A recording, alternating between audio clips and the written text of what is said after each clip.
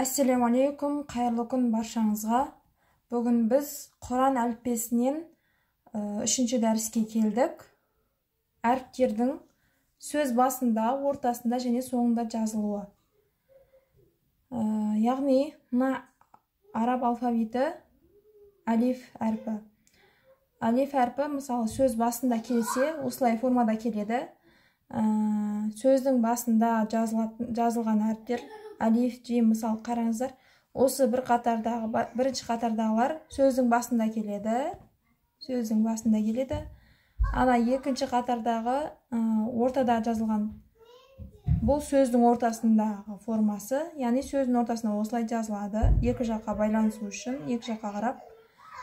Сосын сөздің соңында осылай жазылады алиф. Алифті қараңыздар. Мына жақтағы әріпке байланысу үшін мына жағы қайырылып осылай жазылады. Осы қатардағылар. Сөздің басында келетін әріптер бірінші қатардағылар.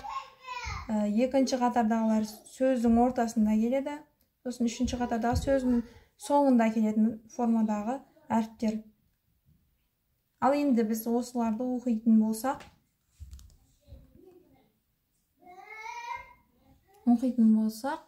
алиф, мысалы, қараңыздар, сөздің басында осылай келеді.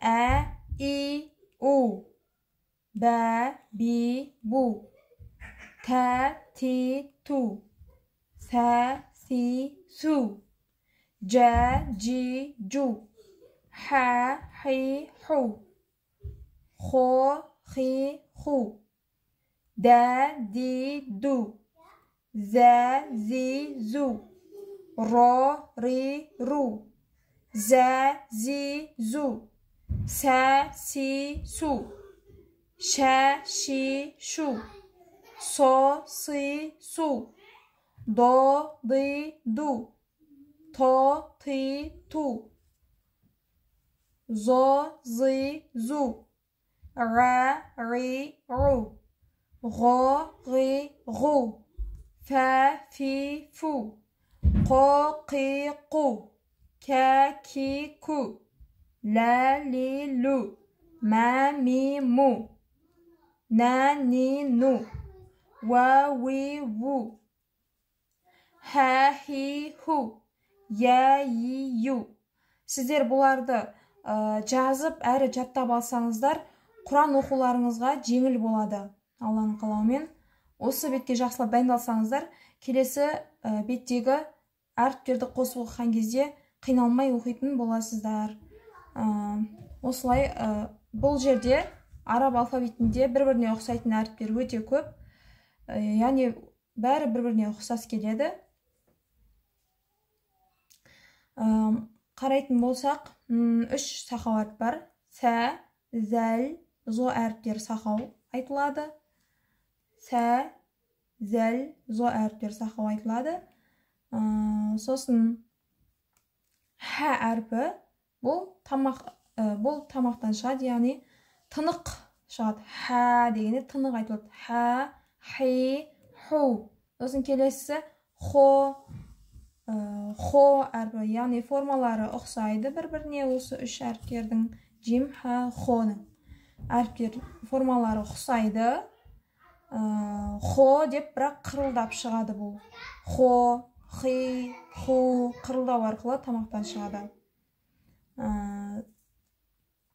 Сосын келесі бұл жерде сә әрпі, сақау сә әрпі,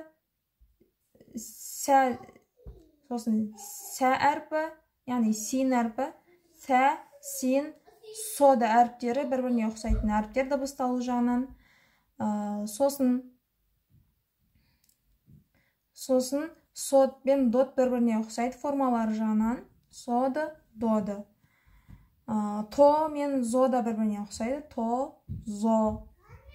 Мына жерде дәл, зәл, ро, зә де бір-біріне ұқсайтын әріптер. Сосын райн, ғойн әріптері. Райн тамақтың қысу арқылы шығады. Райн әрпі. Ал келесі ғойн әрпі бұл ғырылдау арқылы жуан оқылатын әріп. Ғойн қазақтың ғысына құсайды қазақ тілінде.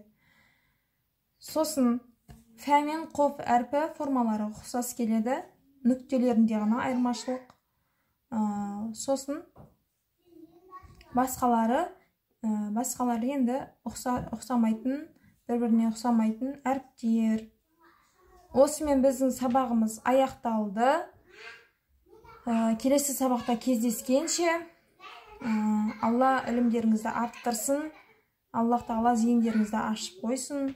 Алла қаласа менімен бірге Құран оқуды үйреніңіздер. Менің еңбегімді бағалап, подписация етіп, тіркеліп кетіңіздер. Келесі сабақта кездескенше, ассаляму алейкум.